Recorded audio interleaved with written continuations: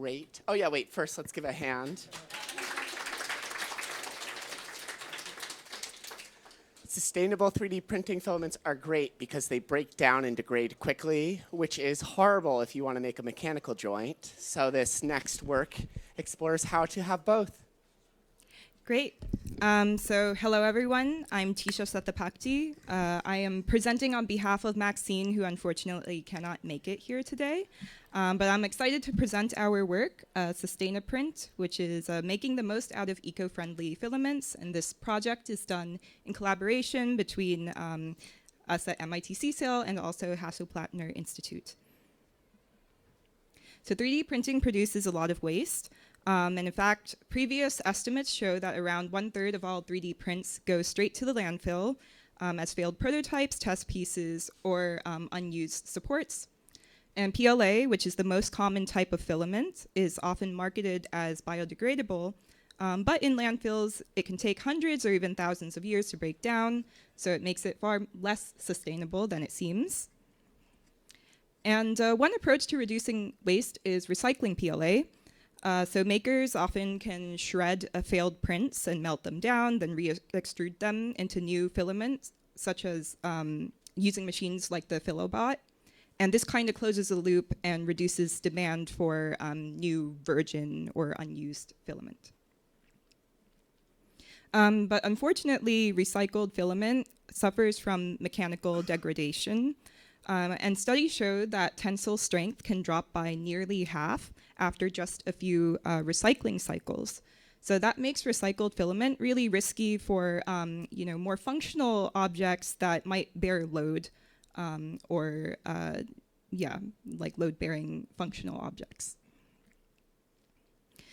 So prior work tackles questions about sustainability from two angles. You have geometry-focused approaches, which reduce material through things like sparse infill, wireframe previews, or even reusing existing objects.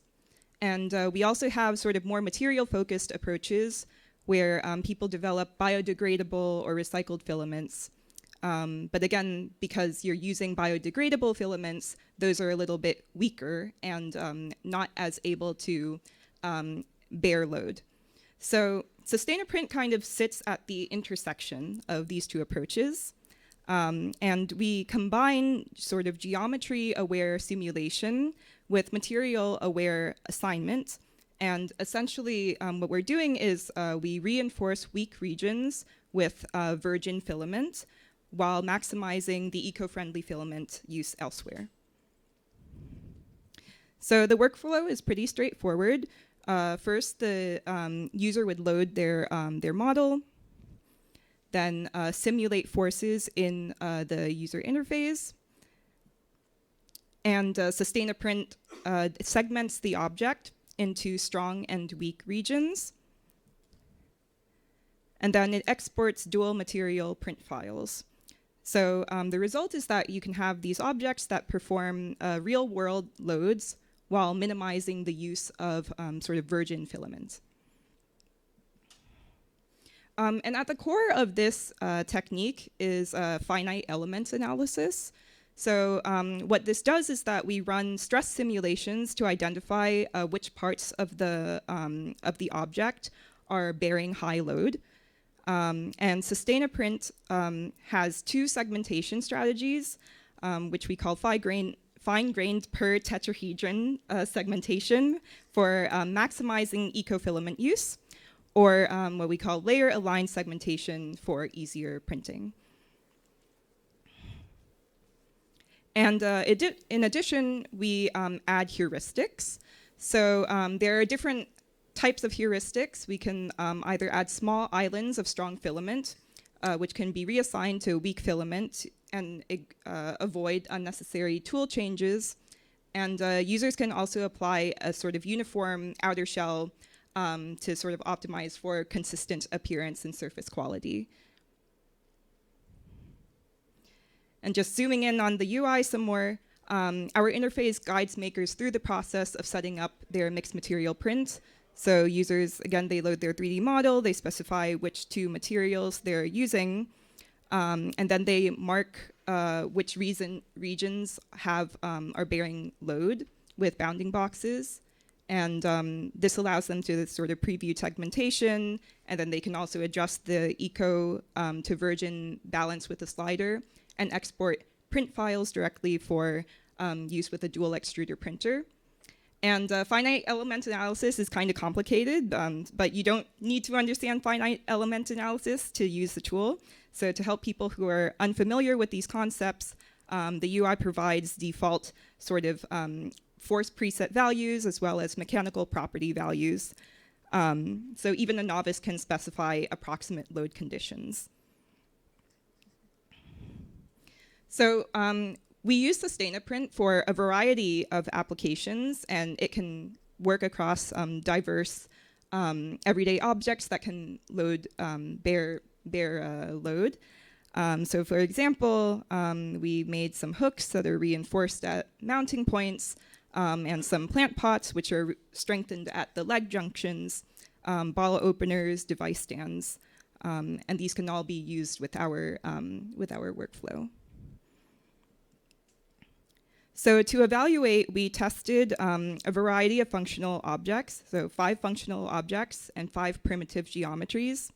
And we printed all of this with an Ultimaker S5 and tested the mechanical properties on an Instron machine for maximum load, stiffness, elongation, and toughness.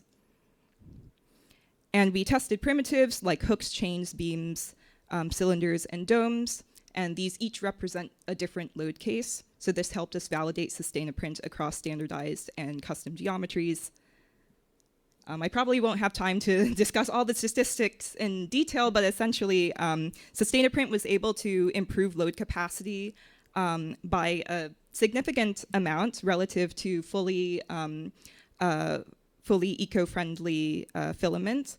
And it even performs somewhat comparably to prints that are printed with fully virgin filament. And these are just some more numbers. And this is just like a closer look at one of the examples, just to show you how effective the system is. So a 100% eco-friendly pot kind of failed catastrophically when we compressed it. So you can see on the far right, the legs all broke. But when we're able to reinforce the stress-concentrated legs with SustainaPrint, we were able to redistribute strain. And the pot that was printed with our mixed material kind of performed comparably to the one on the far left, which is with fully virgin material. And I think I'm running low on time, but I will maybe skip over to limitations. So basically, like a main limitation of our approach is that it requires dual extrusion printers and also sort of like user-specified boundary conditions. So that is one limitation. We're thinking about how we might be able to get it to work with single nozzle printers.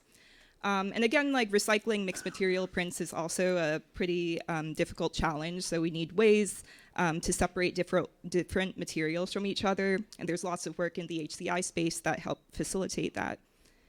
Yeah, so our hope is to make sustainable fabrication more accessible, practical, and impactful. And that's all the time that I have. Happy to answer questions.